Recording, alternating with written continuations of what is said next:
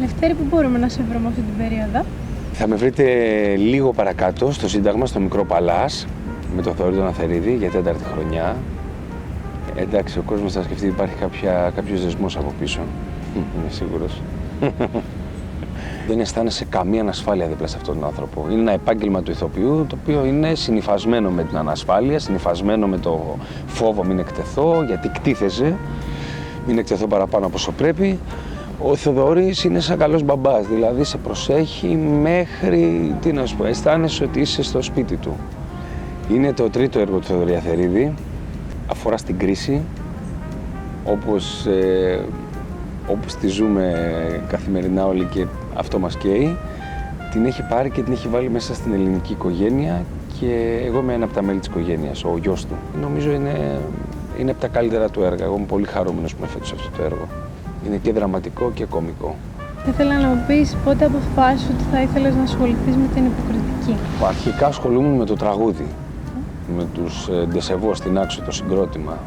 Αγαπημένοι μου φίλοι, Γιάννης Δελαρόκας, Σωτήρης Βλυσίδης, Σπύρος Παπαδόπουλος. Ήμασταν μια τετράδα, στην αρχή ήταν και ο Κωνσταντίνος ο Μπογδάνος στο γκρουπ. Και μετά το συγκρότημα, μετά τους Ντεσεβό, γνωρίζω την Τατιάνα, τη γυναίκα μου, η οποία έκανε σεμινάρια υποκριτικής. Εγώ παράλληλα ήμουν σε ένα μικρό εργαστήρι και με βάζει στον κόσμο έτσι, των σεμιναρίων που μπορούν να σε προωθήσουν και στη δουλειά, στο Θέατρο των Αλλαγών. Και ο Ευδόκιμος ο Τσολακίδης, Ευδόκιμος, ωραίο όνομα για να μου δώσει και την τέτοια να ξεκινήσω, με στέλνει στον Αντώνη τον Λουδάρο, ο Αντώνης τον Λουδάρο στο Σταμάτο Φασουλή, Σταμάτο Φασουλή στη Δήμητρα την Παπαδοπούλου και όλοι αυτοί οι συνεργάτες ξεκινάμε το Καμένα Βούρλα, τότε λεγόταν το έργο. Καμένα Βούρλα, και είναι η πρώτη μου επαγγελματική δουλειά στο θέατρο. Λευτέρη, είμαστε εκεί δύο από την Άξο και γνωρίζω ότι το αγαπάς πάρα πολύ το νησί.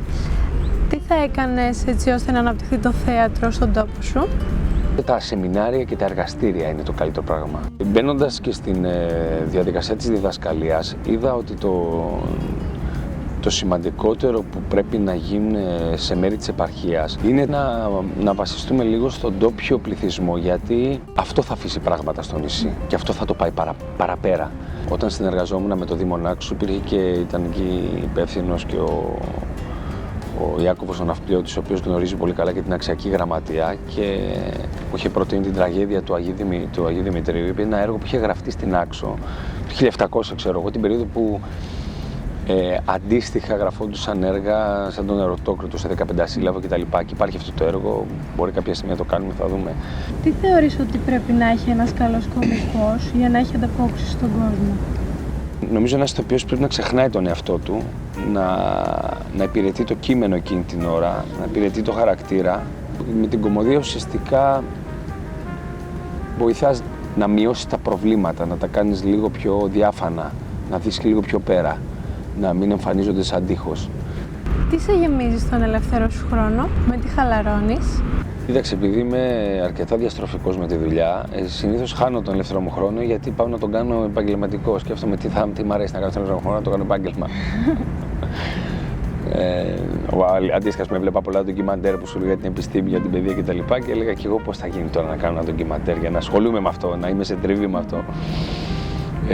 Κατά τα άλλα, εντάξει, και ο αθλητισμός μου αρέσει, πάρα πολύ η φύση και βέβαια το σημαντικότερο από όλα τα παιδιά μου, που μου αρέσει να συνδυάζω ό,τι αγαπάω με τα παιδιά μου.